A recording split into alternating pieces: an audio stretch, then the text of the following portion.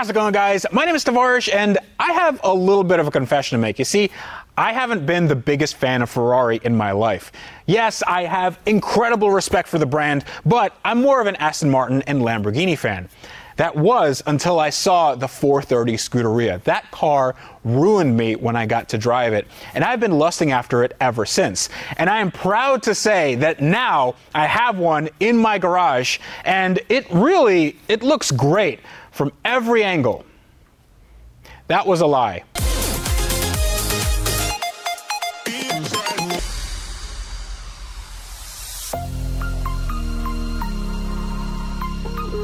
Now, I'm really excited about this because this is a 2008 Ferrari 430 Scuderia. It's not an F430 for you in the comments that are super pedantic.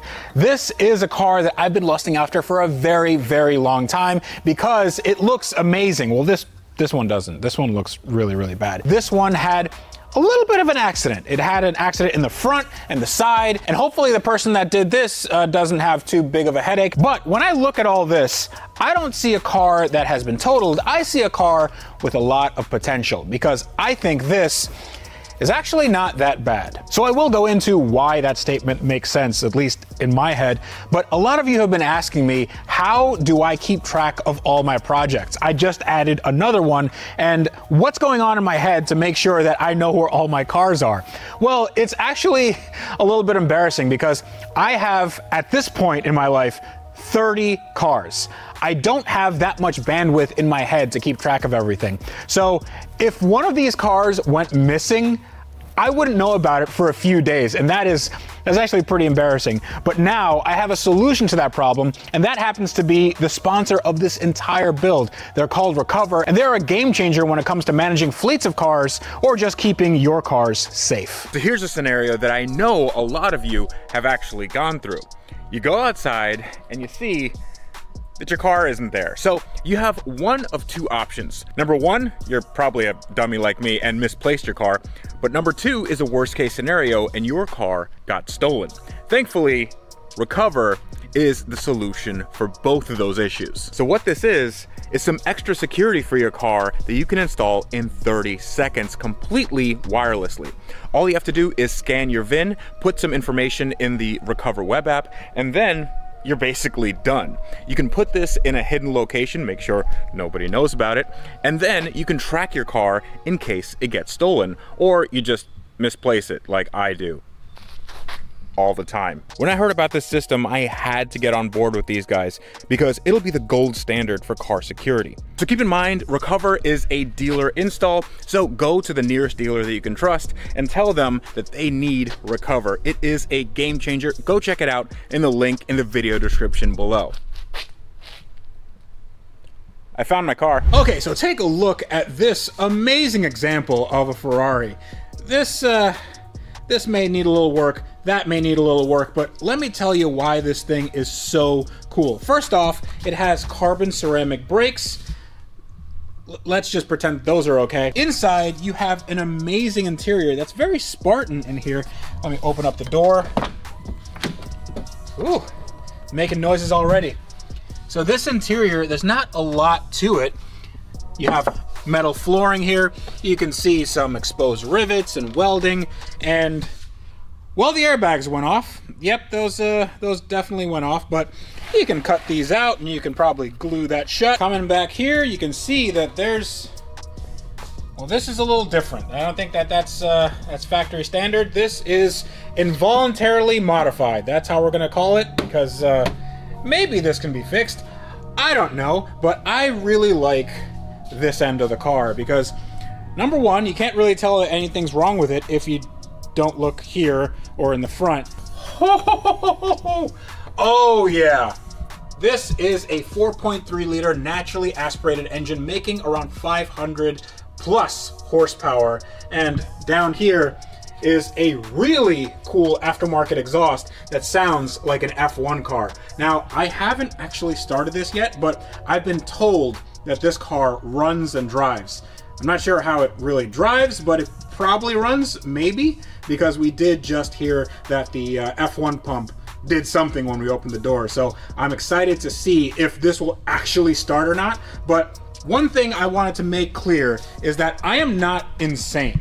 Like, this looks crazy and the front looks crazy, but there's a method to my madness.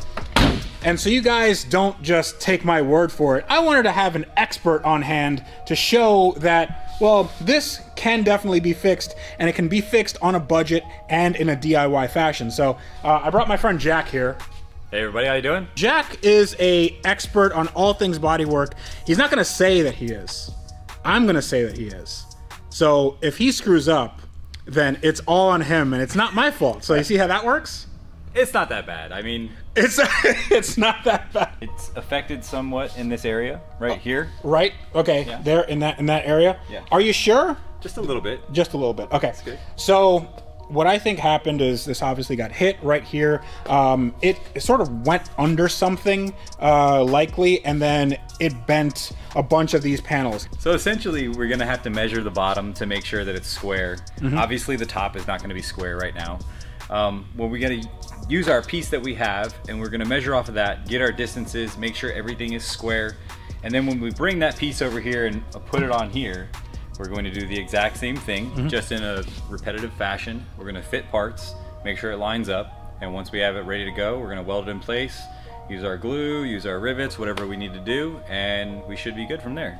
So the way this is constructed is actually very unique from a lot of cars, because most cars, they have a removable front subframe section, which means that you have like your regular tub, your monocoque, and then everything from here up, it's just either bolted on or it's bonded on in some way. The McLaren was like that, where it has a removable front subframe, but here it's all just one piece and it's all welded aluminum and bonded with some seam sealer. So what I'm most concerned with is right here. So this is like the basic box structure. Like this is the structure of the car where the suspension bolts onto, and you can see that this is like a little bent. This wheel has definitely seen some better days. And I'm worried that this entire thing is bent. Not just this front crash structure, but this back here. So is there a way that we can like kind of figure out, you know, what to do here? Yeah, so what we're gonna have to do is we're gonna have to measure in like a squared kind of diagonal measurement where we can get as much as we can get from the top up here. We're not gonna be able to do anything from here forward because of the damage, but once we can measure the bottom, see if the bottom is moved any, we'll know side to side if we have damage, front to back. We're gonna have to do some other stuff when it comes to going up and down just to get our height measurements, but as far as what I can see here, it's not that bad in the sense that once we cut this off, the damage is pretty much here forward. Everything back here looks okay. From what I can see, it's not indicating any spots where it's bent or twisted over. Being the fact that everything is attached right here and the way that it takes the damage, it usually will take all of the damage in this contained space in this area. I could be wrong, but... So this is the internet. So people have already looked at this and scanned it with their eyes. Yes. And they've figured out whether this is straight or not, but we don't know yet. I have laser eyes. We are underneath the car, and back here is what we're really concerned with. Yeah. And the suspension pickup points are what we're concerned with. Now the control arms are already bent, so I'm gonna have to get new ones of those. But the rest of this actually doesn't look too off kilter. What do you think? I don't see any damage other than there's like a small crack at the frame rail where the car took a brunt of the hit. Yeah. But for the most part, there's really no more damage that goes beyond what we already can see. Okay. And then we'll just cross-reference. Yep. Now, that and how are you there? I'm good. You're good? Yeah. Are you square? Yep, I'm pretty square. Yeah. Okay. Yep, I'm 100%. Cool. Same here. It's even.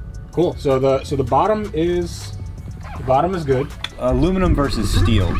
What you're going to end up having to do with a steel vehicle is pull the structure back out so that you're able to get a somewhat of the damage pulled out, and then you cut it off and you replace beyond that point when you measure. With an aluminum vehicle, you're not allowed to pull it. So what you're going to end up doing with an aluminum vehicle is finding where the damage ends, and then you remove the damaged part and you replace from that point out. Were you a fan of Are You Afraid of the Dark? I actually was. Submitted for the Midnight Society. This is the tale of the crashed Ferrari. I wanted to show people some interesting things on a Ferrari. So you guys think Ferraris are expensive and they probably have, you know, the best quality control.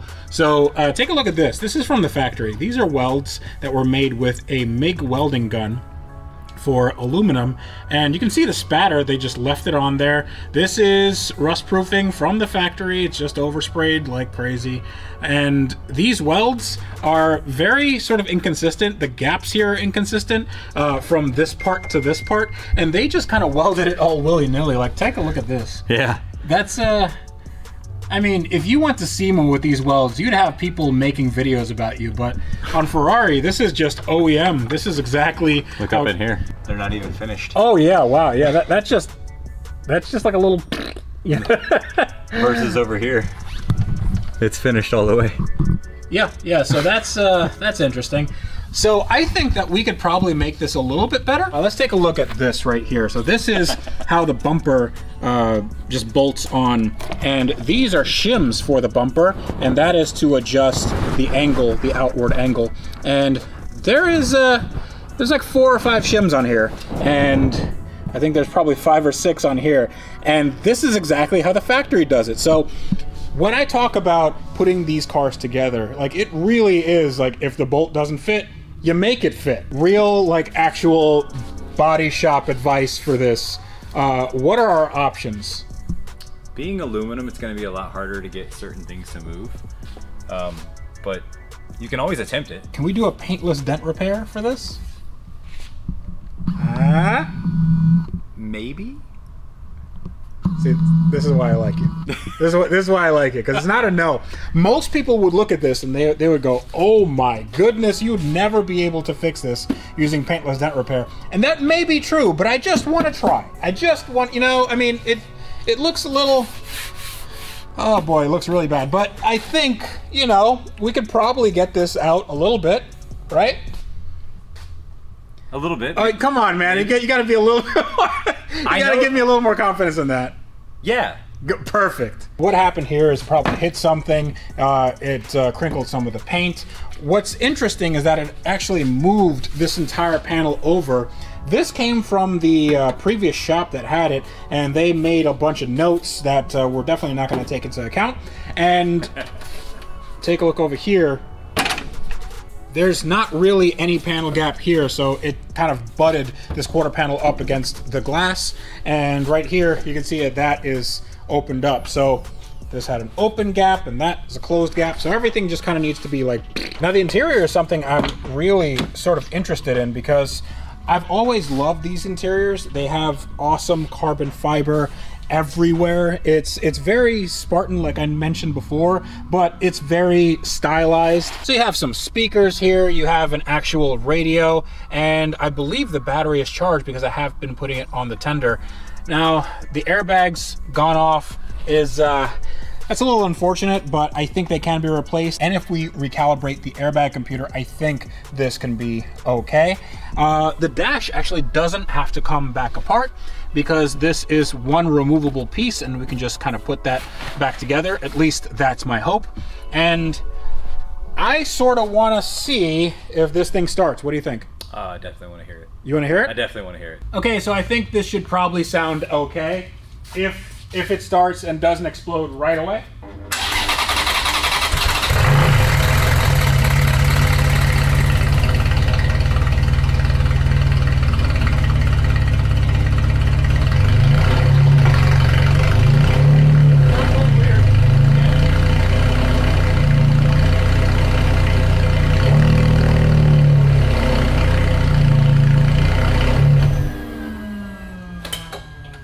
That sounded weird.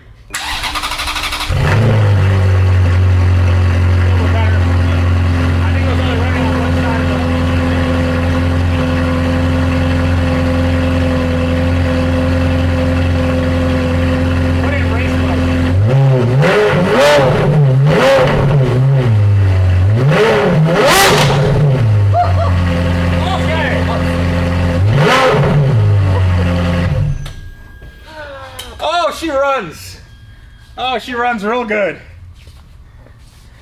No coolant though, let's not do that again. So a lot of you guys are probably looking at this and saying, oh, it's just some Ferrari. It's not just any Ferrari.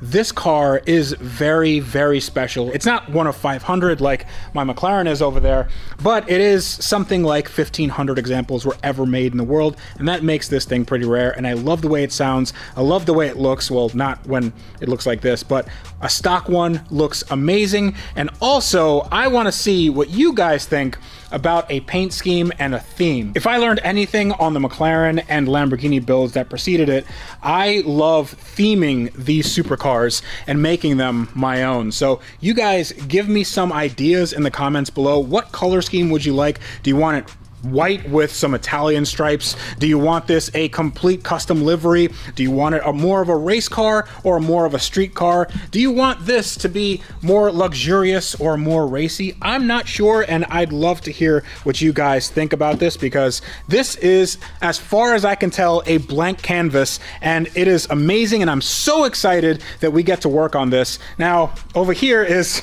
sort of the island of broken parts, and this is all, yeah, well, I don't think any of this is really usable. You can see what happened in the accident. These used to be very expensive radiators and AC condensers and stuff, and these definitely need to get all replaced.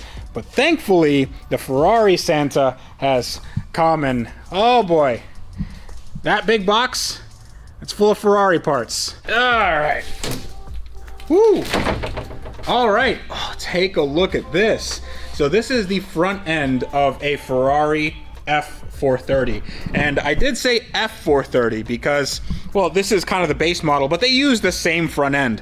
And what's interesting about this is, well, there's several interesting things about it, but the interesting thing about this particularly is because this is all one piece. Like, there's no right or left fender. It's all just one complete molded piece that just goes in and glues and bolts to the underlying subframes. They cut the welds already. Oh, okay. So it's welded down there, and really interesting. So yeah, that's welded down there, and we also have a quarter panel here, and the quarter panel is cut a little bit.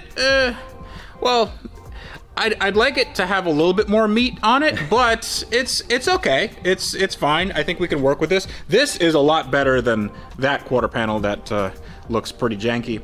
But I think what we need to do now is just take this, well, take all this box structure off and see what we're actually working with.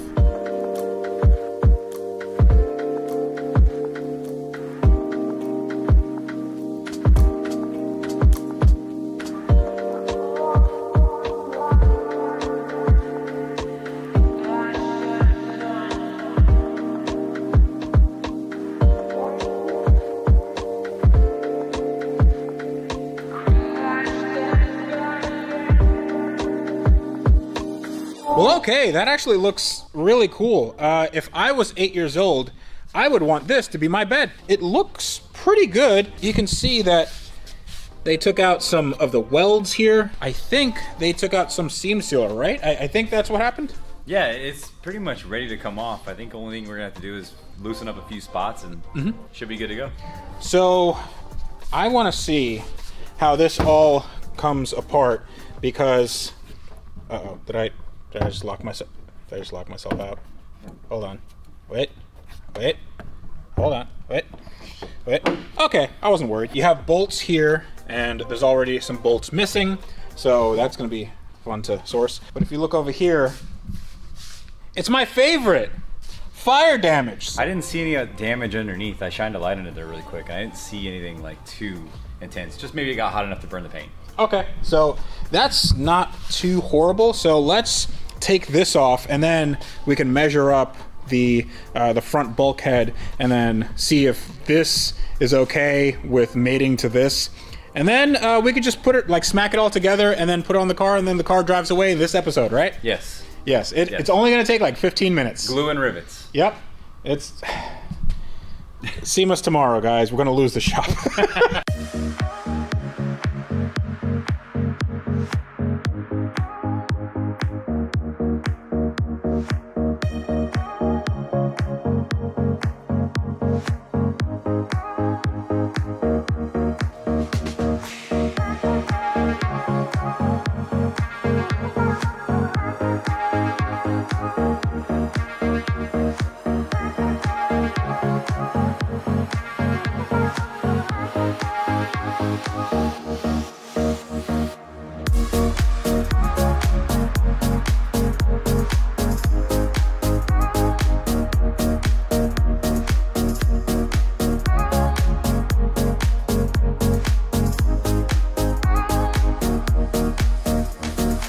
Oh no, she's naked. Look at it.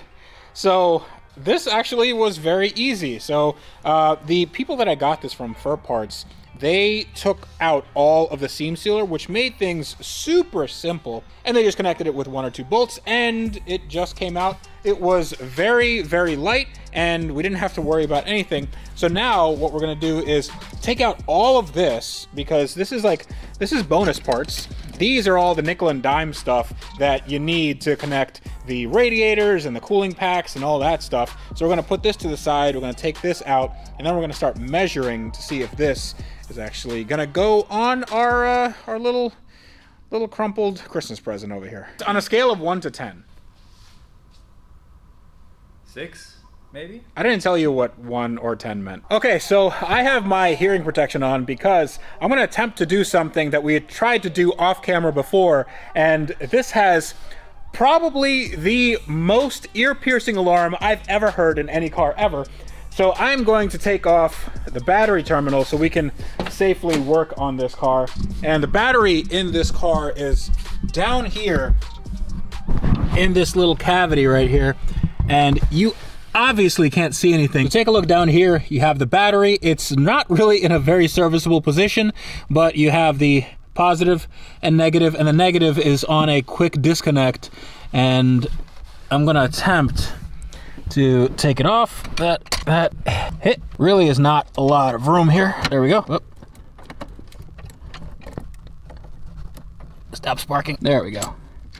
There we go. There we go. Stop it. That's where you're gonna stay there. Stay there. Okay. So now I think we should be good to go. So here is a moment of truth to see if our car here, the tub here, is actually square. So we measured from there to here, and then we're just gonna do that diagonally. And this should match up completely. So there and there. Boom. Perfect. Okay. So that's good. But we want to see if this is actually like square to here, right? Like this is not going to match up, is it? No. Yeah. So boom, and actually that's not too bad. Yeah, this is a good indicator that we don't have a ton of sway going that direction. We're gonna have to work with height. We're gonna have to figure that out. But as far as that, I mean, that's a good indicator there. Let's just see how far off it is compared to the other side. So the other side's right about here, so it's supposed to be in this region. Yeah, that's a big oof right there, my dude. Only about 3 to 4 inches. Yeah, it, you know? Yeah. You know, that's there's a bit of tolerance there. Yeah, I think.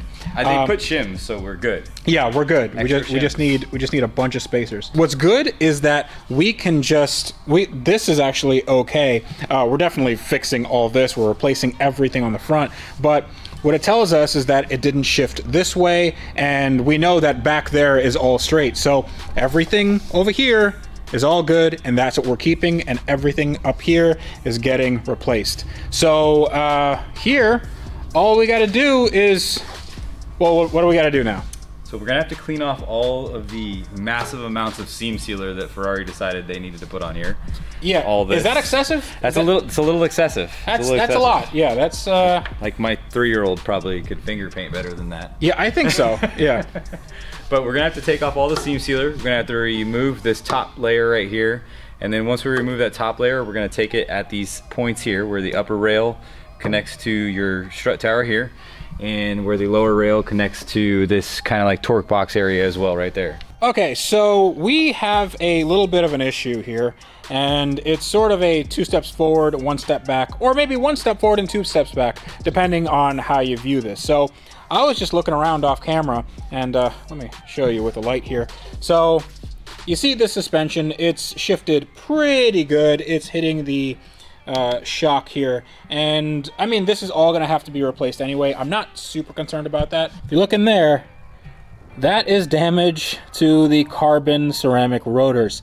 And I was thinking that I was gonna be fortunate because the face of this is actually okay, and the caliper is also okay, but yeah, these rotors need to be replaced. Hey Jack, you wanna know how much these rotors are? Like, just take a guess. 5,000? Okay, 5,000, that's a good guess. For one? So multiply that by 2. 10,000? And add 2,000. $12,000. Add another 1,000. Plus tax? It's $13,000 for these two rotors. So that is a really, really big hit to the budget. So there are a few things that we can do. Maybe we can go to a steel rotor, which is cool, but it's not as cool as having carbon rotors, and it's not doing it OEM or better. That's neither here nor there, because steel rotors are actually better on the street and they're less expensive to replace and all that. Those rotors are about $4,000, but they're for all four. Or I could go with some used ones on eBay, which are about 2,000 or 3,000, but this is a big, big hit. What do you got there? So we got some bags. We're gonna bag and tag all the bolts, have everything set apart so that way we know when it goes back together. It goes back together one shot, really easy. So I happen to know from authority that if you bag and tag the bolts and then don't do anything with the car for 2 years, turns out some of those bolts start to walk away. Also, I think that we probably are missing some bolts on here, maybe? Yeah, whoever took it apart before, they did not leave us a lot to be able to put back on this one. To be honest with you, I think the accident also like just removed a lot of the bolts. You don't need those anymore anyway. No, that's getting cut off anyway. Well, I mean, this was a performance car. It's all about power to weight. This is just weight reduction.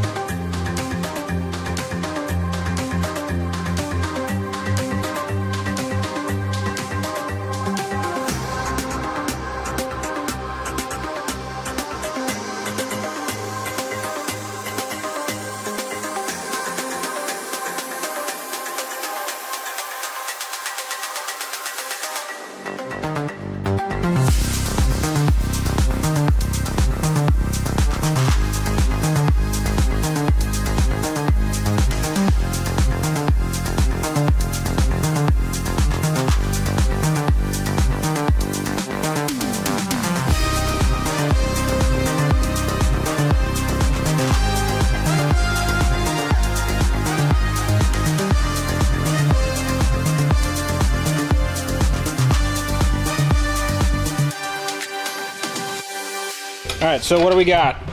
So you can see here, this is your rail extension that comes off for the tub, and it ends right there, and you have a solid weld where it laps inside of there. This rail laps over this one, and then this one stops on the inside, and it has a plate on the outside where they actually weld that plate from this plate to here. Pretty simple, easy to take apart. So the top is a little bit more involved, I'm guessing, or No, not really? so the top's about the same. It literally slides in to about right there, like where, so you can see where this slides over this piece. So once we trim these free, we'll have access to it, and we just pull that right off, and then we take it, slide the old piece over here, the new piece onto this piece here, and measure 5 times, cut once, put it on, and probably gonna cut more than once. yeah.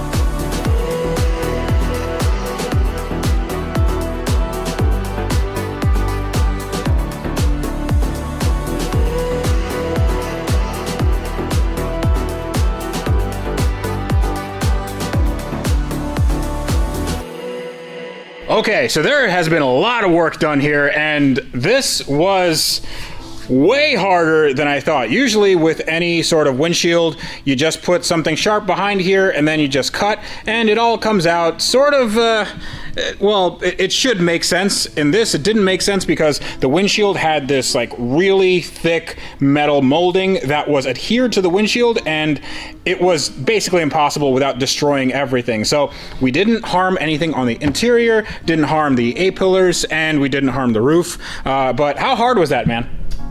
It wasn't fun. Also, hi Jared! Hi, I've been working really hard. Jared just got here. Don't listen to him. He's lying. How hard was this? Not bad. Oh, It wasn't that bad. The glass was hard. The glass was really, really hard.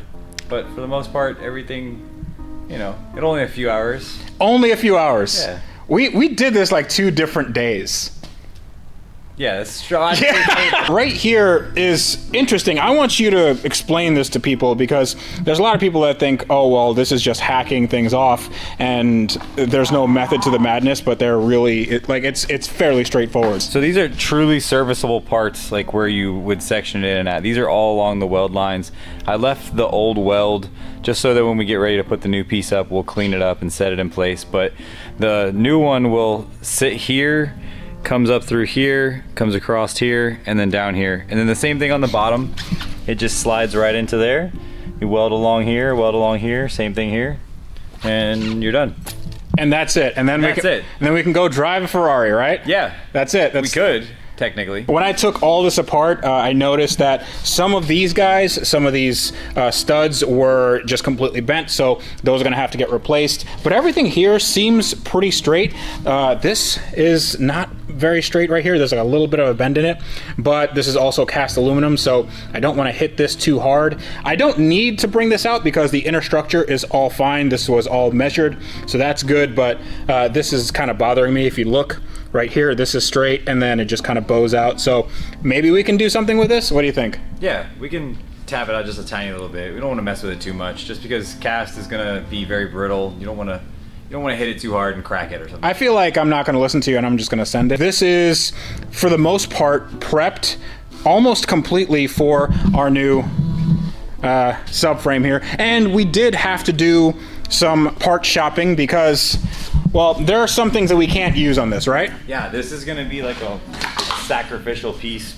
Because we are using a used piece, yeah. When we take this off, we have to remove this whole piece here to get to the weld. So, yeah, so this cowl and this whole front, like top section here, it is welded and bonded to the underlying structure. So when we cut this, we're essentially making a slit in this where we shouldn't, and it's going to be really hard to kind of butt that up. So I bought this brand new from Ferrari, which is well, it wasn't like cheap, but it also wasn't like crazy expensive. What would be expensive? Okay, it was expensive. It's fine for a car like this. When I know that this is going to have a good like cowl and front, like it's just going to be OEM, and we are going to repair it exactly the way the Ferrari factory would. Absolutely. You're just still dealing with the sticker shock of a McLaren, so you're like $3,000. Is that it? That's cheap. Oh my god! I just spent $3,000 for a piece of carbon this big. Yeah. You're telling me I can get this much of a Ferrari for $3,000? Sign me up, dude. Ferrari parts take a long time to get, and this Ferrari needed a lot of work. In fact, the last time you saw it, it looked like this. Yeah, that wasn't very good. But now it looks like this. It's not just because of me. Actually, it's not because of me at all. It's because of my friend Jack. Wow. Energy. That was. I'm adding energy. That was a lot of energy. I'm adding energy. I need. So energy. Jack completely redid the front of this car, and he also did the quarter panel of this car, and he primed the car, and he sanded the car, and he got the car ready, and it's about to go to paint. But I know that you guys like to see time lapses and work and stuff like that. Jack did all this work without telling me that he was gonna do it. He just did it because he's a body guy. And me making videos, I was like, hey dude, did you put it on video? And did you actually put it on video? Every single one of them. You use your iPhone? I use my iPhone. Oh my God.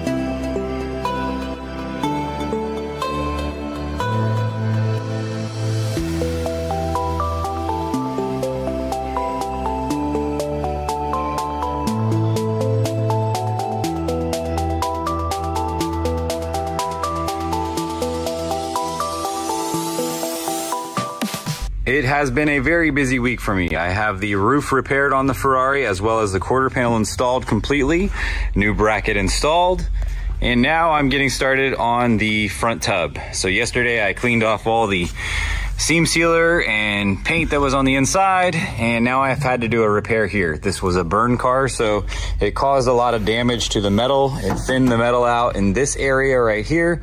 So what I've had to do is add metal, as you can tell, and I've been grinding it down and getting my gaps right. So let's get started.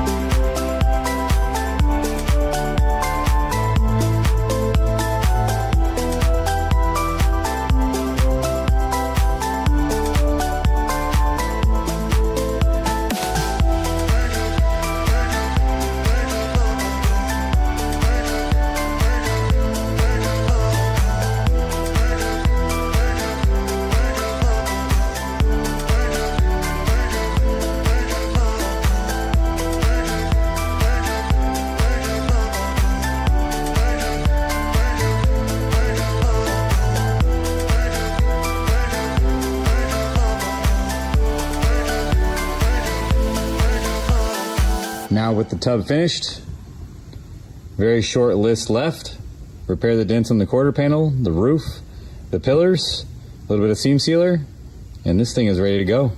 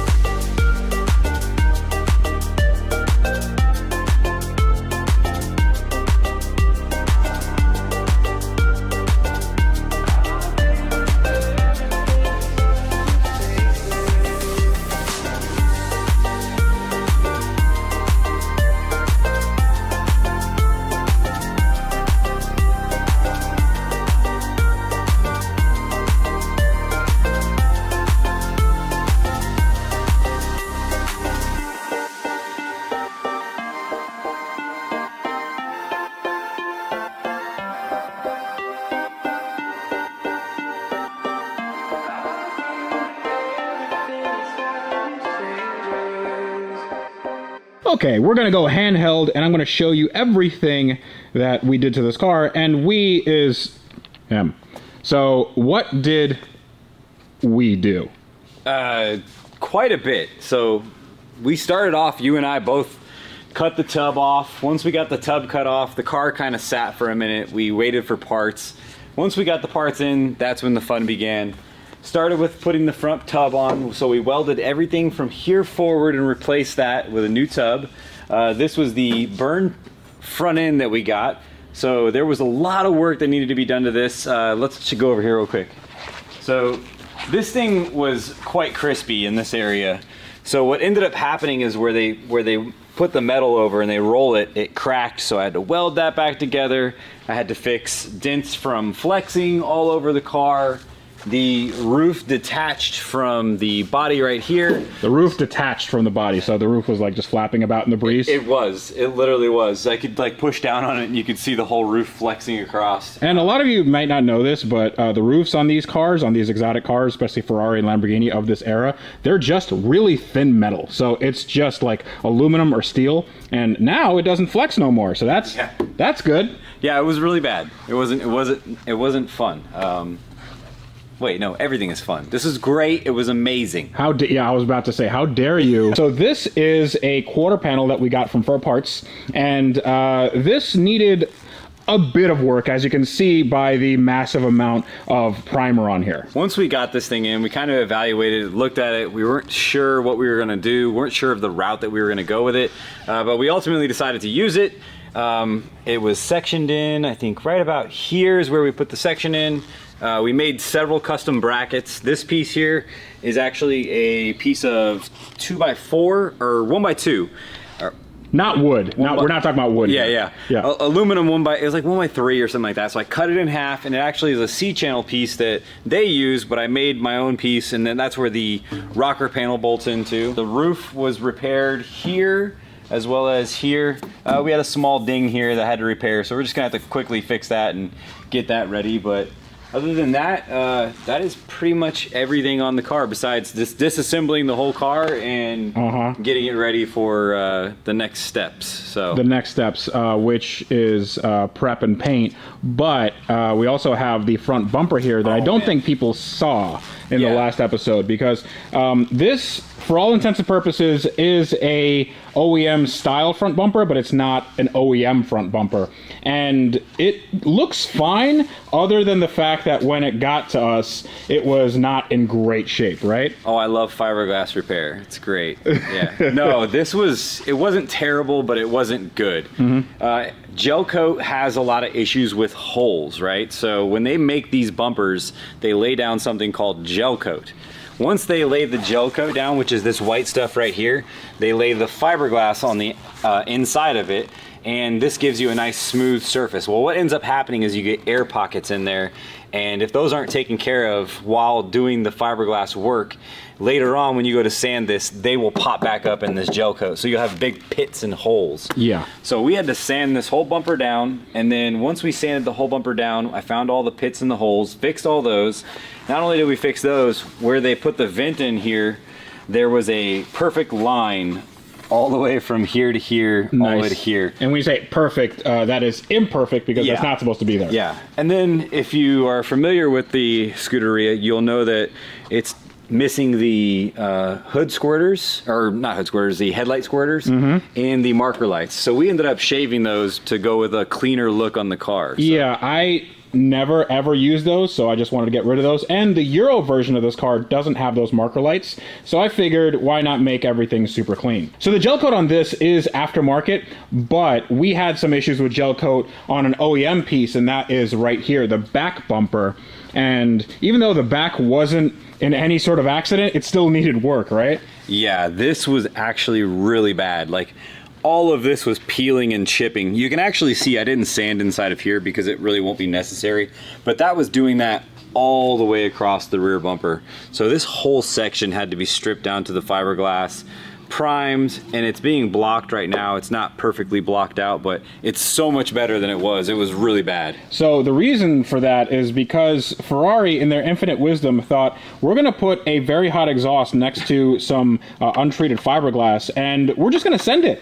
And that's it. That like they just sent it on a car that cost $200,000-$300,000. So that's smart. It's a Ferrari. It's a Ferrari. Okay, so right now what we're gonna do is we have some sanding left to go on this car, and then we have to load it up onto the trailer, and then load up all the parts, and then we got to take it to the paint shop where our friend Lewis is going to paint this car, and you guys will see the color, and then I am going to have a mild heart attack because this is one of the most expensive cars I've ever had painted.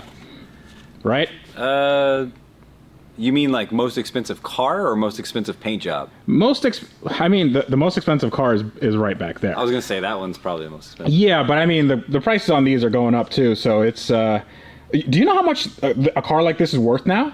Last time I checked, it was like around 190. It's like 250 now. 250. It's crazy. It is so nuts. Okay, all right. I'm getting a little anxious here. I'm giving myself anxiety. Let's not do that. Let's just prep this and then go to the paint shop.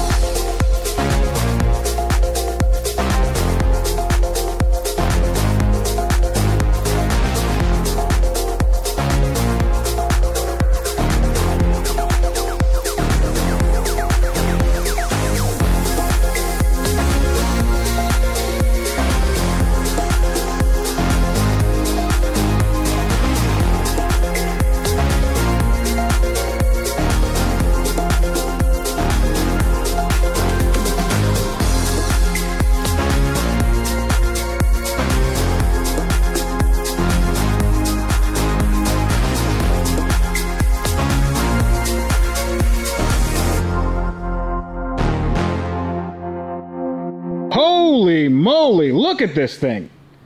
We got a Ferrari. She's pretty. Oh, she's pretty. This thing is beautiful, man. Like, do you remember, I mean, you obviously remember what we started out with. Yeah. And this is not the same car, man. Dude, it's such a awesome feeling to see where it is now from where it was, and I'm really happy with it. I'm really, really happy with this car. Dude, I can't imagine a better result. Well, right now you might see that there's some panel gaps on the bumper. We just put that bumper in. Yeah, you can stick your finger in there. Careful. You are gonna get demonetized for that. Oh, I am gonna get demonetized for that. So that is just for mock-up purposes. I still have to do the cooling packs. We're missing some parts there. And I also had some sort of bad news on some of the components in there. I'll get to that in a second. But I just wanted to go around and I want you to explain a little bit of what we had to do to get all this stuff on here in an OEM fashion, because what we're trying to do is recreate everything from the Ferrari factory, or at least as good as a Ferrari factory, if not better. So what do we have to do to put this car together? Everything. Like, there was nothing that went together easy on this car. No. It was funny because in the first video, I think I said, you know, it's not that bad, right? It wasn't that bad, but putting it together is that bad. Yeah, it's not bad, it's worse, yes. This was a particular pain. We have the panel gaps here, the panel gaps there.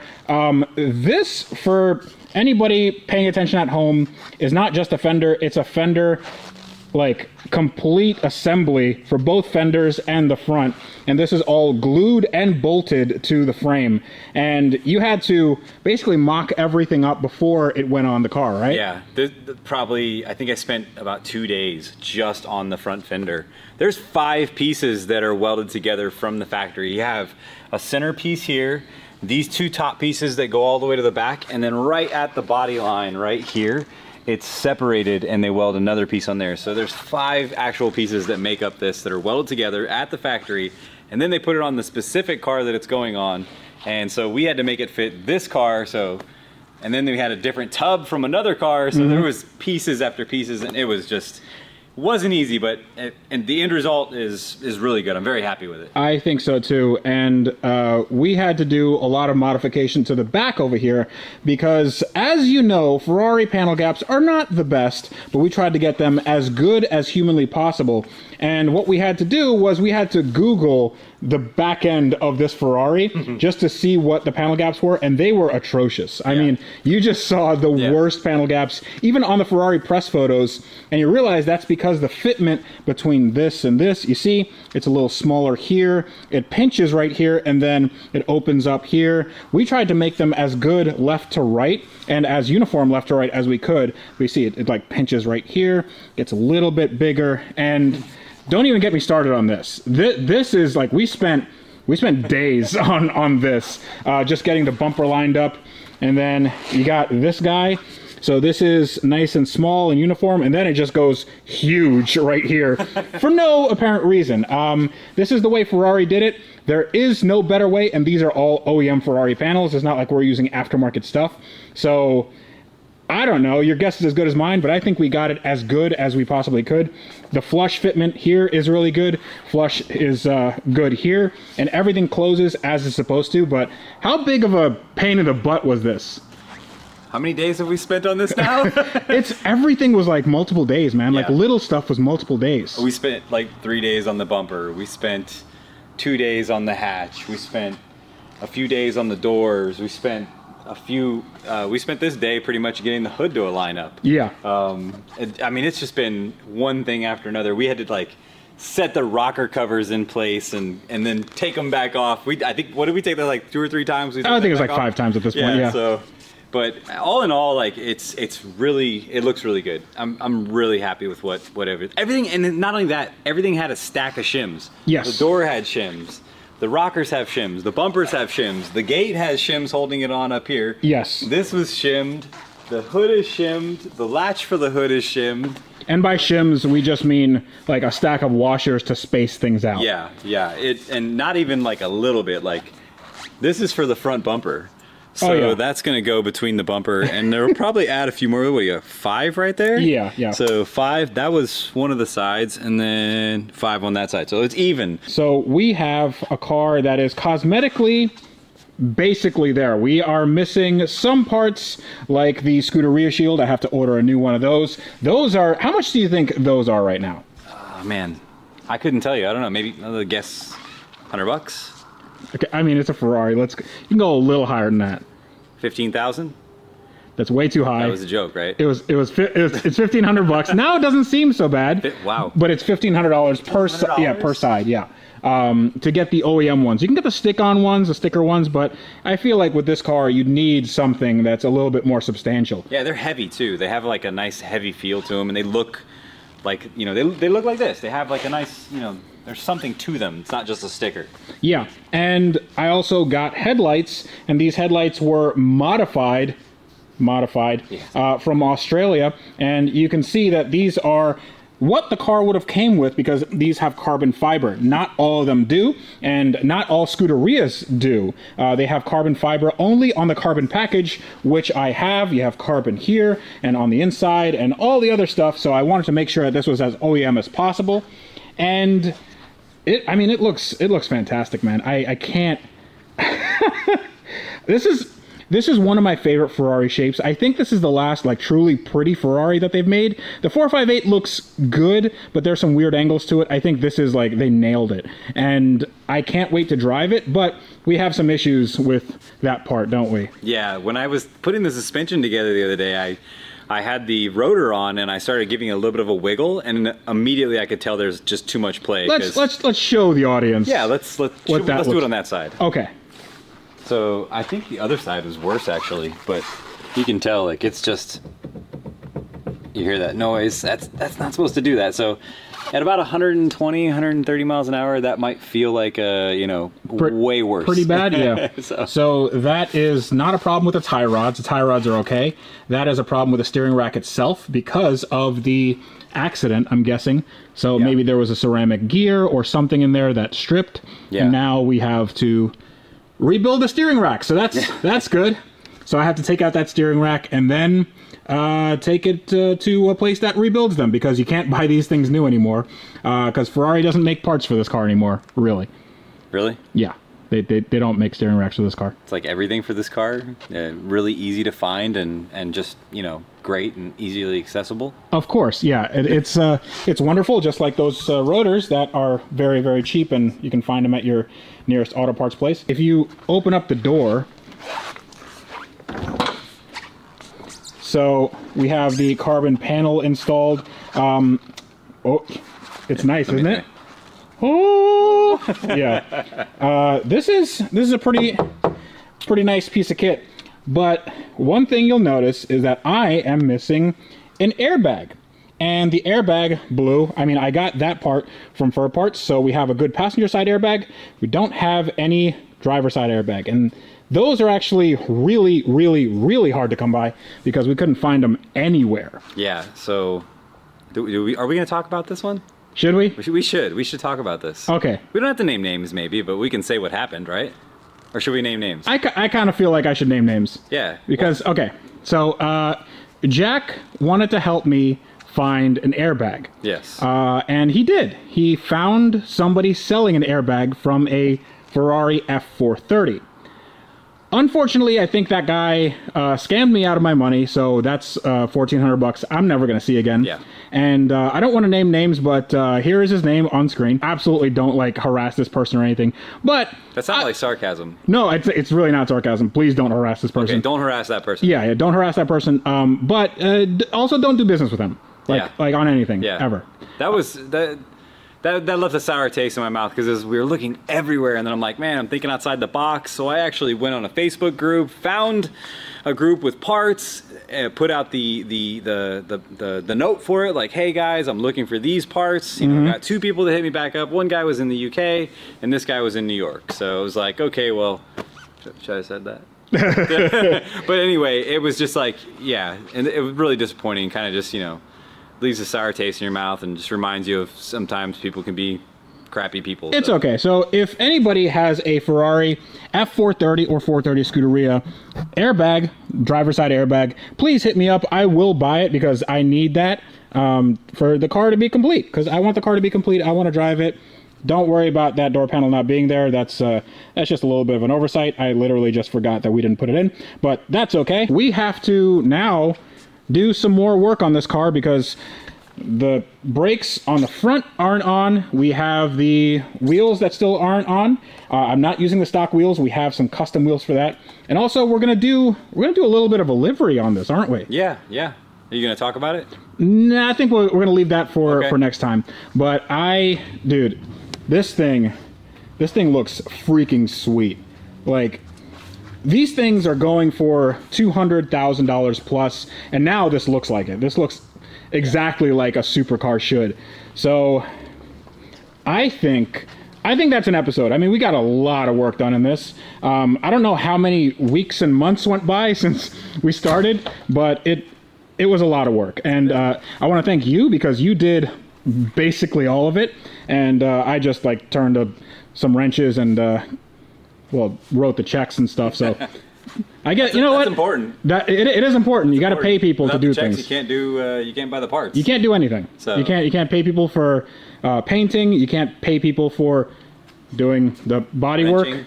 Doing the body work. No, body work. Yes. Yes, that's right. Yeah. Dude, this looks so good. Now this is a center lock, which means that the wheel just goes on this center hub versus a regular car which just has 5 lugs. And this looks super, super cool. And it's also a real race car part. Now up here you can see there's another center lock, and here's one of the center lock wheels, which we had powder coated, and this is in a prismatic silver. This looks really, really cool, almost like a chrome effect. Coming in here, you'll notice that, I mean, there's a lot of stuff in here, a lot of hoses and wires. But this guy, that is a steering rack from a Ferrari 430 Challenge, which means that the steering is going to be actually a lot tighter than even the Scuderia. This is less than 2 turns lock to lock. So this should be quite spicy when it comes to handling. But today we're going to be working on something on the interior of this car, and that is the fact that it don't got no shifter. There's no shifter there because these cars were never made with manual transmissions. These always had the F1 flappy paddle transmissions, which were okay. They were actually very good in this car, but we can do better. I want that manual transmission, that gated manual transmission feel in this car, and there's only one way to do it, and that is to convert. And the guy that I have here is the guy that made all this possible. So this is Art from EAG. It just flew in. You literally just flew in. Just landed. And boy, are your arms tired. Art and I are literally going to be speed running this transmission install. As quick as possible. As quick as possible. Now, when I say transmission install, you don't actually have to take out the transmission, except for the fact that you do in my case, right? Yeah, we're gonna, actually we put a bore scope in there and we saw potentially there's a leak from the throwout bearing. So we're gonna pull the transmission out, rebuild the throwout bearing, put it all back together, and put all the 6-speed components on. You make it sound so easy. It is Tuesday afternoon. This car has to be on a trailer Thursday night. We're driving it tonight. Please do not say that. It's possible.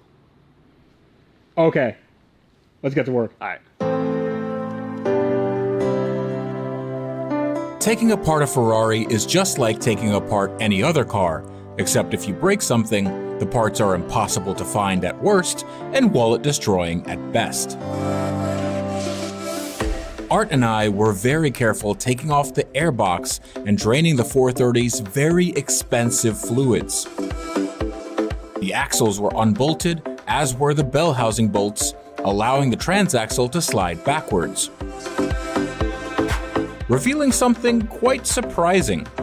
So we have some good news and some very good news. Now, this is a transmission or a transaxle for a Ferrari 430, and we have moved it back so we can see in here, and you'll see right there, that is the clutch, and the clutch looks fantastic.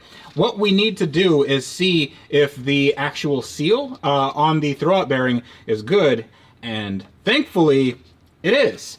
And that's because, well, when we took a look with the borescope, Art said, well, it looks a little bit weepy, it looks a little bit wet. So we decided to take it off anyway. We didn't know what that could have been. And pleasantly surprised, it was good. It's replaced. I wanted to talk about the kit that you made to make this into a manual transmission car. And we have that kit over here. And let's just go over some of the parts, because these are really, really cool. And the kit actually isn't that big. This is everything you need, because you still retain the same transmission, and you just have a really, really cool gated shifter and some shifter cables, a new mechanism to engage the gears on the transmission, a new pedal, and a bunch of stuff for the clutch.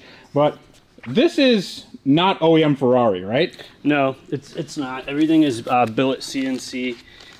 We actually did this in a modular design so that we can make it work with other models like the 599, 575, instead of making all brand new components and spending the, you know, the R&D. I just got to do this. Okay, so this is all CNC'd. It's really nice, but oh, dude, that's so cool. So now we know that everything on the trans is okay. We can just put it back together. And in theory, we didn't have to take it apart, but we saw that it was a little bit wet. That was actually just assembly lube, and I'm very glad that we saw that, because in the process of taking everything out, we found out that there's a ton of bolts that were just loose, like hand tight. So we can tighten everything down, torque to spec, and then put everything back. So you said that we'll be done with this in about, what, 30 minutes? 30 minutes? 30 minutes, yeah. 29. 29 minutes. All right, let's get to it. Okay, yeah. It is not 30 minutes. It's gonna take a while. As all three of us crammed into the back end, we quickly got all the bolts in place to fit the transaxle. Then came the new center lock wheels, so we can roll the car off the lift. And since the computer wasn't controlling the gearbox anymore, we needed to install some modifications, provided in the kit, to make it all work.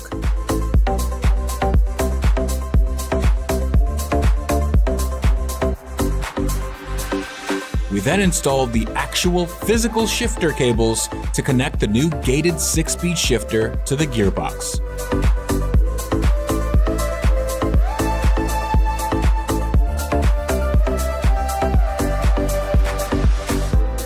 This was Art's specialty, so I let him get on with it while I did something equally as important.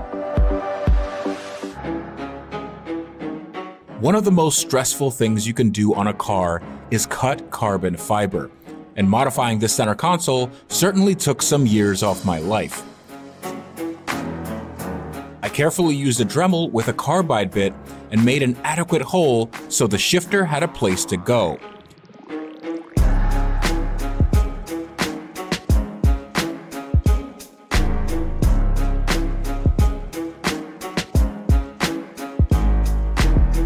Then came the moment of truth. One of the EAG guys would start up the car and run through the gears for the very first time. And naturally, my fingers were crossed.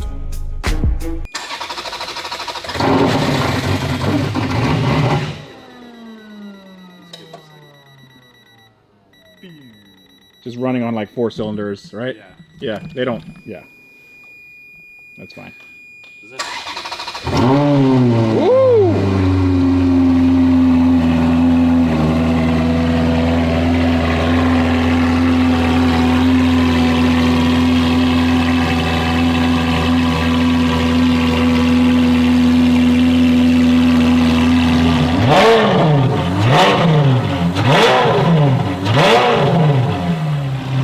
Either no leaks or no fluid.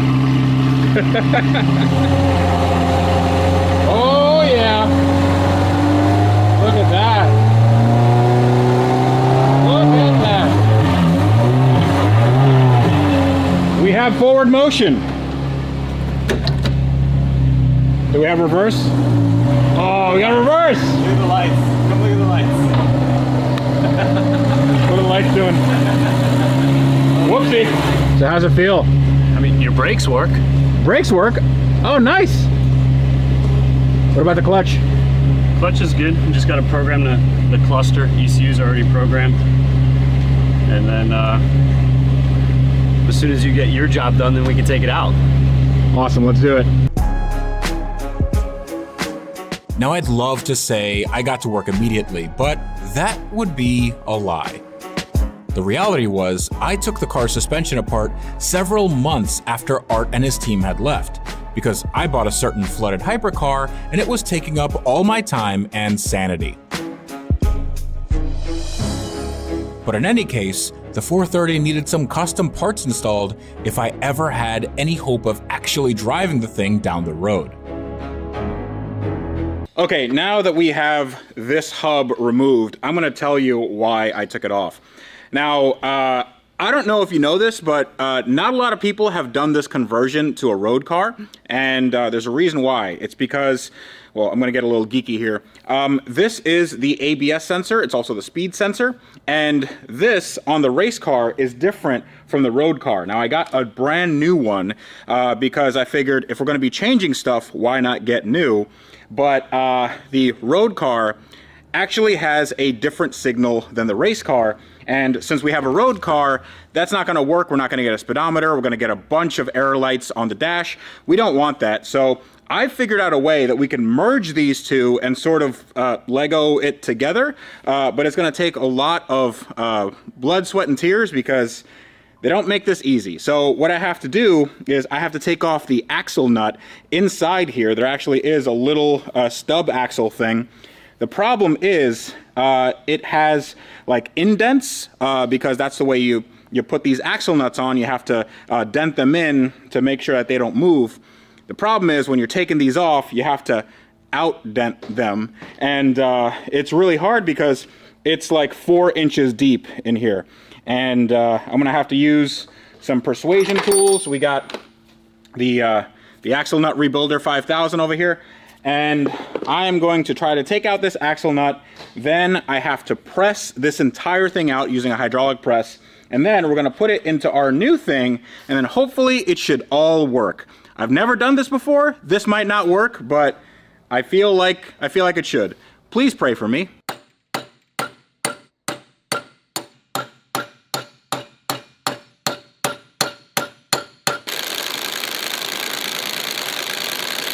What I'm doing is I'm trying to use the hammer of the impact gun to sort of like bounce the nut off, to sort of get the nut up. I'm trying to separate these two pieces. See, this is the ABS ring, speed sensor ring, and you see these little notches? So the amount of notches that are on here is different from the amount of notches that's on the road car. The reason why I can't just put this one onto this is because this is like a magnet, and there's a little ring here that it reads, and it has to be a specific distance away, and this is plastic and very, very soft metal. So if I were to put this on, I could never get it to align 100%. So I just got a brand new one. The only way to really take this out is by destroying it. And I'm sure that there's some Ferrari techs that are agreeing with me right now. But for those of you screaming on your couches, never having touched a Ferrari, this is absolutely the way to do it.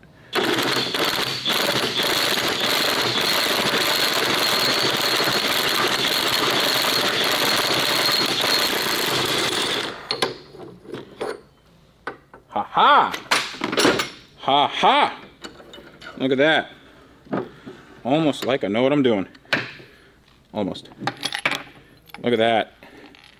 And then we have our stub axle, and then we have our nut. Now what we have here is a 20-ton hydraulic press, and what it does is it exerts hydraulic pressure in order to press things out or push things in.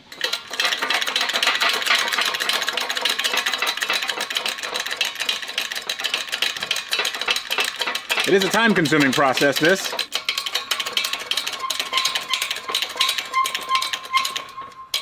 And you just want to make contact with the inner part of the bearing, and then just press it out. There we go. And I believe she is out. Haha! And that's how you do it on a brand new Ferrari hub.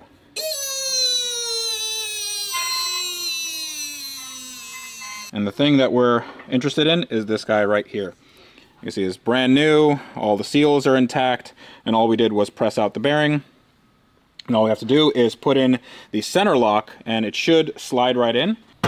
There we go. That's all it needed. Right there. Boom. Race car parts on our road car. So the thing we can do off the car is we can torque it to spec, and this is 275 Newton meters. I don't know what that is in foot-pounds, but it's probably a lot. See, when you start moving the entire table, that's when you know.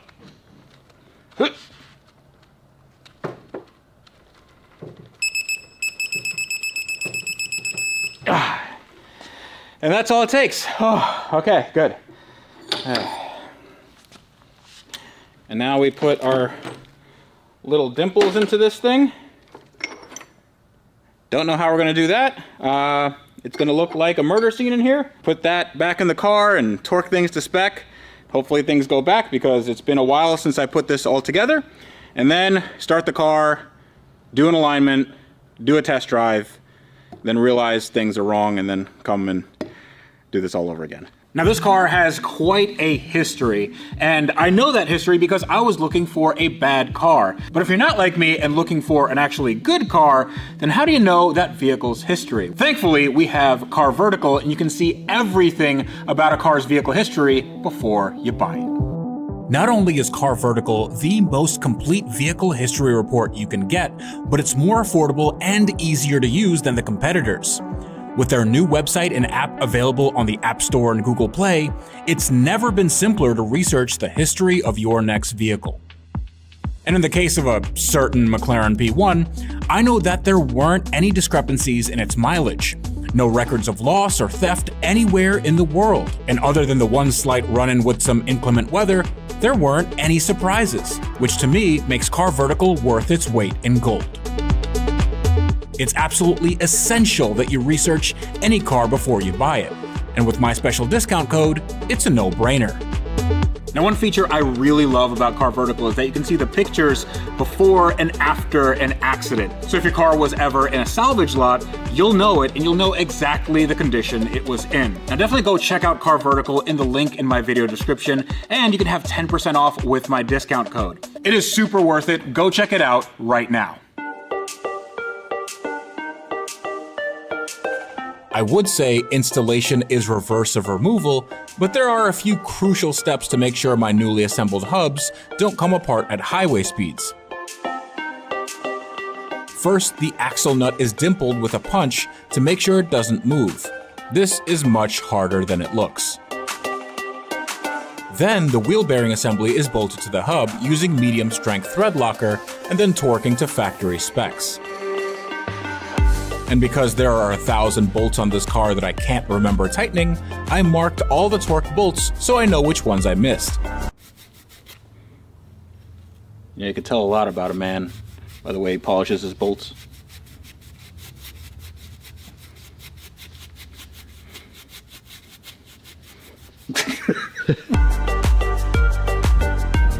Then it's time to put the brake assembly on with both control arms and steering rack, taking care to route the brake lines and electrical connectors properly behind the hub. Everything is torqued to spec and marked because this all falling apart would ruin my weekend.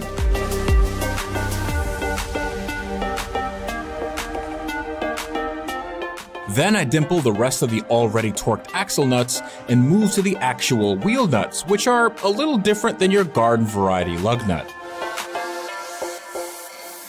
Now I bet some of you are wondering how to torque down a center lock wheel. Well, it turns out you need one of these. It's a very, very large torque wrench because it goes to something like 600 Newton meters, which is about 450-ish foot-pounds. So one cool thing about this car is that one side is reverse thread and the other side is regular thread. I can't remember which one is which, but we're gonna find out. Also, this torque wrench costs about 600 bucks.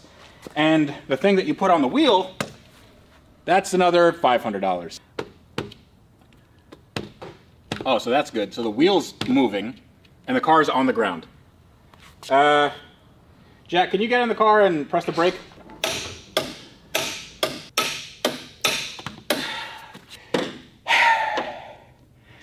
Now we can go get alignment.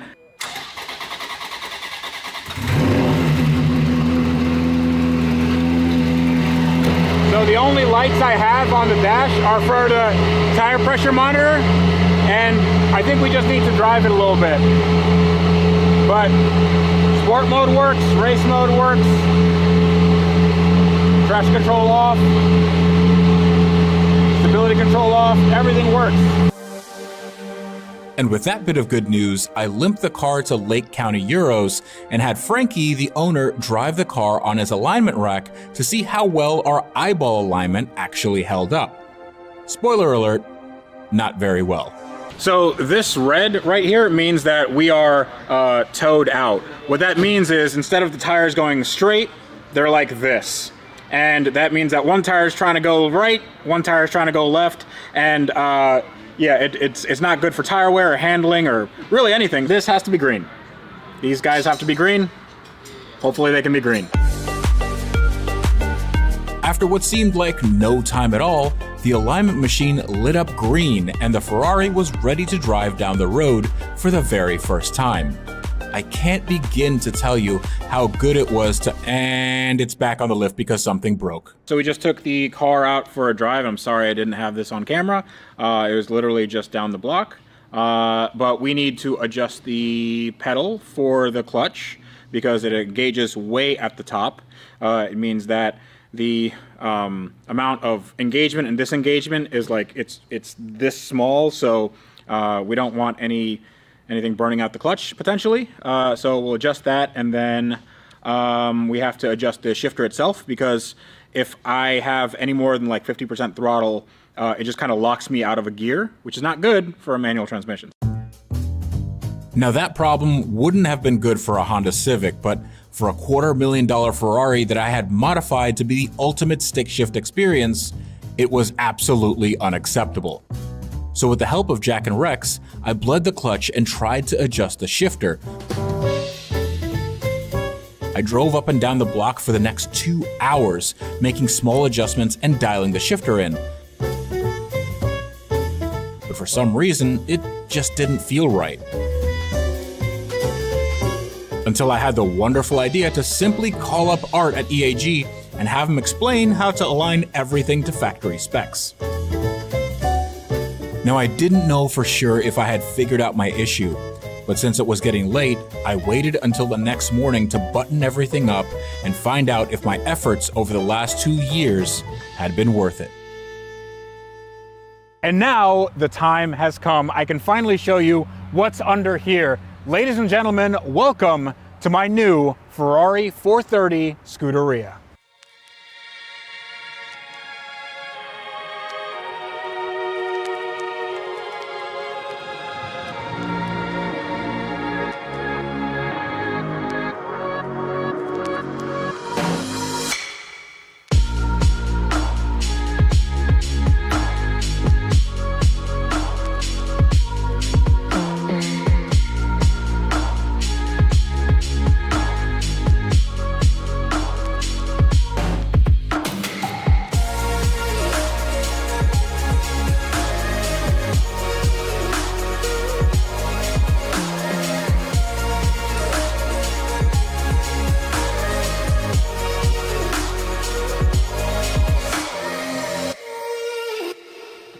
Okay, so this is the first inaugural drive of my gated manual Ferrari 430 Scuderia, and hopefully nothing should go wrong. I should knock on carbon. I am very nervous. Key in the ignition, check okay, there's no warning lights or anything, and then engine start. Ooh. Oh, that's good. I do have to say, there is a service light on for the TPMS sensors. Unfortunately, I didn't get the correct sensors for the front wheels. So we do have a light on for that, but I checked the tires. They seem full of air. I think we're okay. But we don't have any issues with the sport, race, the traction control off, and stability control. So we can turn all of that off, except for the fact that we're not going to do that because I am not a very good driver, especially not on a car that I am very unfamiliar with. All right, this also has a F430 Challenge steering rack, which means that the steering is really quite quick. right, shift in a second.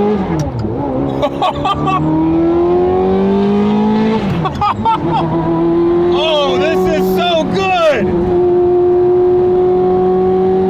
Listen to that engine.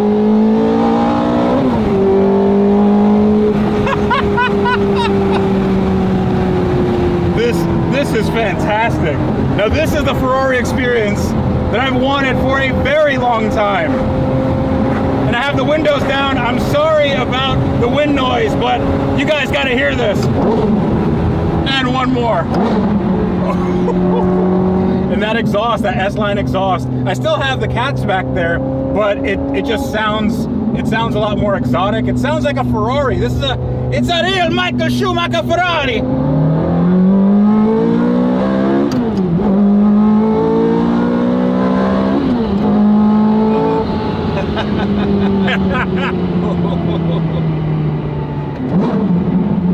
So at this point, I want to say thank you to everybody that made this build possible.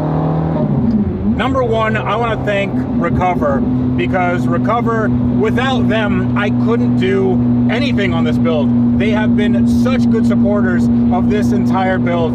Definitely go check them out in the link in the video description below. But another thank you, another big thank you, has to go to Jack. Now, Jack has put this car together essentially from scratch. We took two broken Ferraris and put them together into one amazing looking car. Now you should definitely go check out Jack on his channel. He does the kind of work that he did on this car, but on his own car, on his own channel, Jack builds it. So definitely go check that out. But I want to thank Lewis, the guy who painted this car. I want to thank Fur Parts for getting a lot of the parts that we have on this car right now. And of course, I want to thank Art from EAG, the guys in Texas that allowed me to do this amazing manual conversion. And right now, it is absolutely flawless. I can shift through all the gears. It feels fantastic. And the transmission, the Super Fast 2 transmission, actually makes things a little bit more crisp and a little bit more smooth. This thing is fantastic. Like, oh my goodness. I wish you guys were in this car right now feeling what I feel. And last but not least, I want to thank all of you guys, because without your support, without you guys watching this video and this build, then there would be no point to it. I'm so glad and I'm so happy that I get to do this for a living because you guys watch these videos and enjoy them. So thank you so much. It means more than words can say. So I guess I'll just let the car do the talking. Oh yeah! Oh. So that doesn't get old. That doesn't, yeah, that, not even a little bit.